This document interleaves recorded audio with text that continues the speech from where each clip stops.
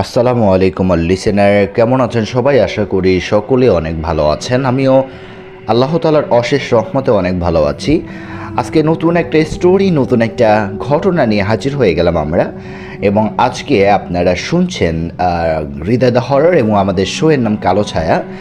কালো ছায়া এপিসোড 15তে আপনাদের সবাইকে স্বাগত জানাচ্ছি। আমি আছি আপনাদের পাশে হৃদয়। সো আমরা বেশি কথা না বলে ডাইরেক্ট সরাসরি চলে যাব ঘটনায়। ঘটনাটা এখান থেকে শুরু করলাম। আমি রনি, আমার বাসা বর্তমানে পাবনা জেলা ফরিদপুর থানার কোনো একটা জায়গায়। সেখান থেকেই আমি ঘটনাটা পাঠালাম। আশা করি এই ঘটনাটা আপনার এবং লিসেনারদের শুনতে অনেক ভালো লাগবে। চলুন বেশি কথা না বলে আমি আমার ঘটনা এখান থেকেই বর্ণনা করার চেষ্টা করছি।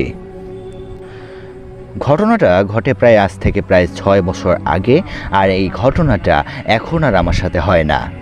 কি হয়েছিল 6 বছর আগে সেই ঘটনাটা শুরু করলাম এখান থেকেই। একদিন আমি আমার রুমে শুয়ে থাকার এক পর্যায়ে আমার চাচাতো ভাই আমাকে ফোন দিয়ে বলছে যে গেদা আয়, আমরা একটু বেড়াতে যাব।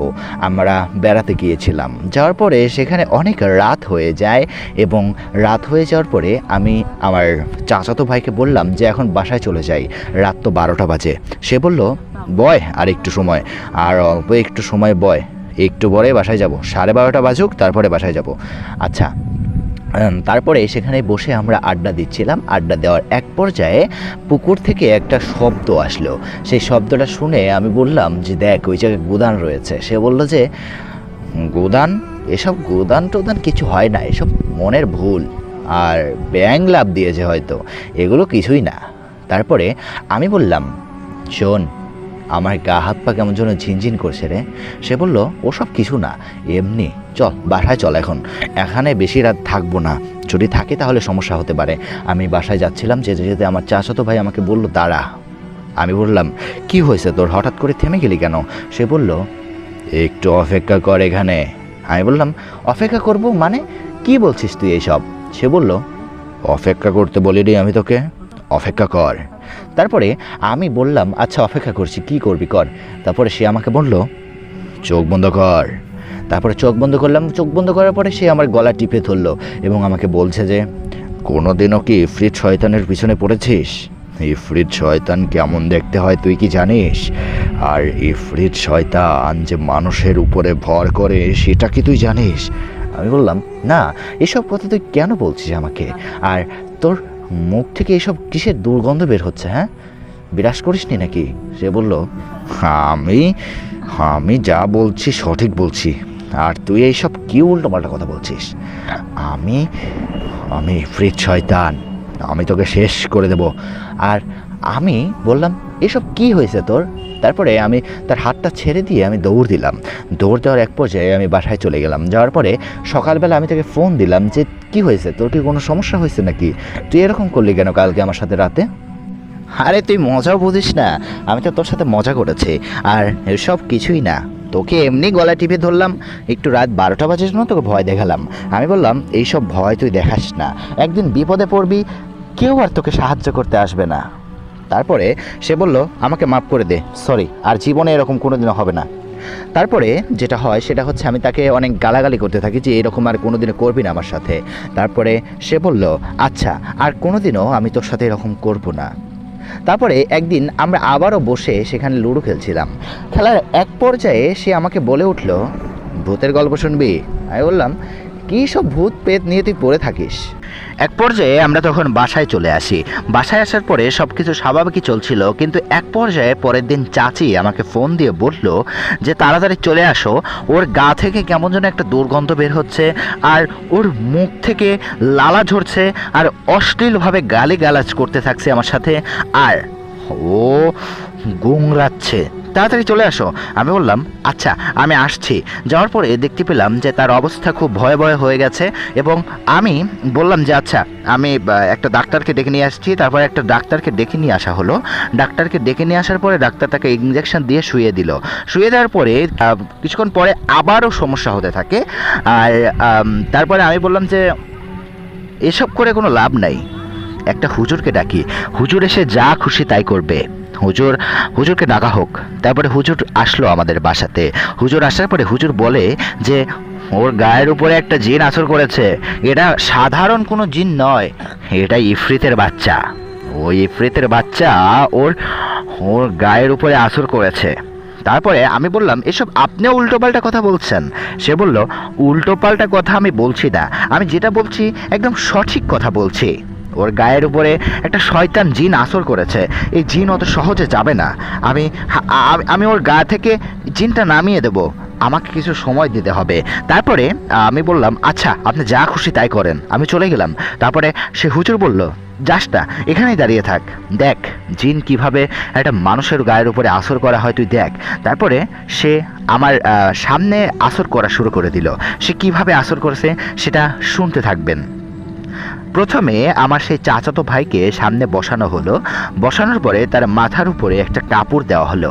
কাপড় দেওয়ার পরে আমি দেখতে পেলাম যে কিছু একটা কোরআনের আয়াত পড়ে তার গায়ের উপরে একটা ফু দিল। ফু দেওয়ার পরে তার গায়ের উপরে জিনটা আসর হয়ে গেল। আসর হয়ে যাওয়ার পরে সেই জিনটা বলতে থাকে, আমি আমি অত সহজে এখান থেকে যাব না, যতই চেষ্টা করে নাও কিচ্ছু হবে না। ওর লাশ না বানিয়ে আমি কোনোদিনও এখান থেকে যাব না। তারপরে হুজুর বলল, কি হয়েছে, ও কি সমস্যা করেছে তোমার, কি ক্ষতি করেছে তোমার, তুমি বলো। তারপরে সেই জিনটা বলতে থাকে, তার চাচাতো ভাইয়ের সাথে মজা করেছে, আর আমাকে নিয়ে এরকম মজা করার দুঃসাহস ওকে কে দিল? আমি ওকে শেষ করে দেবো আমি ওকে। তারপরে হুজুর বলল, তুমি এখান থেকে চলে যাও, তুমি যা চাও আমি তোমাকে তাই দেব। সে বলল, আমি অত সহজে তো যাব না, আমি অত সহজে যাচ্ছি না, আর যতই চেষ্টা করে নাও কোনো লাভ নাই। তারপরে এক পর্যায়ে হুজুর বলল, তোমার ব্যবস্থা আমি করছি, তুমি দাঁড়াও। তারপরে হুজুর তার পুটলি থেকে কিছু একটা বের করে তার মুখের উপরে মারতে থাকে এবং সে চিৎকার করতে থাকে এবং বলতে থাকে যে, আমাকে যতই আঘাত করো আমি ওর শরীর থেকে যাব না, আমি ওকে লাশ বানিয়ে তারপরে এখান থেকে যাব, অত সহজে তো আমি যাচ্ছি না। তারপরে হুজুর তার পায়ে ধরলো এবং আমি বললাম যে, আচ্ছা আমি একটা প্রশ্ন করতে চাই হুজুর। সে বলল, কোনো প্রশ্ন করা যাবে না, আমি দেখছি কি করা যায়। তারপরে হুজুর তার পুটলি থেকে আরও একটা জিনিস বের করার পরে তার গায়ের উপরে ছিটালো এবং সে অনেক চিৎকার করতে থাকে। এরকম চিৎকার আমি কোনোদিনও শুনিনি, এত ভয়ঙ্কর চিৎকার, এত ভয়ঙ্কর আর্তনাদ আমি কোনোদিনও শুনিনি। তারপরে আমি বললাম, থাক অনেক হয়েছে, জিনটাকে আর এরকম কষ্ট দিবেন না। তারপরে হুজুর বলল, তুমি এই রুম থেকে চলে যাও তো, তুমি এত কথা বলো কেন, যাও এখান থেকে চলে যাও। তারপর রুম থেকে আমি চলে গেলাম। যাওয়ার পরে আমি যেটা শুনতে পাই যে ওই রুম থেকে অনেক বিট খুঁটে কান্নার আওয়াজ আসতে থাকে এবং এক পর্যায়ে সেই জিনটা রাজি হয়ে যায় চলে যাওয়ার জন্য। তারপরে হুজুর বলল যে, আচ্ছা তুমি কি চাও, তুমি যা চাও আমি তোমাকে তাই দেব, তুমি এখান থেকে চলে যাও প্লিজ। তারপরে জিনটা বলল, আচ্ছা আমি চলে যাব, কোনো সমস্যা নেই, কিন্তু আমাকে একটা খাসি দিতে হবে। যদি আমাকে খাসি দাও তাহলে আমি চলে যাব, আর যদি না দাও তাহলে আমি ওকে শেষ করে দেব। সে বলল, আচ্ছা তোমাকে খাসি দেওয়া হবে, তুমি এখান থেকে চলে যাও প্লিজ, চলে যাও।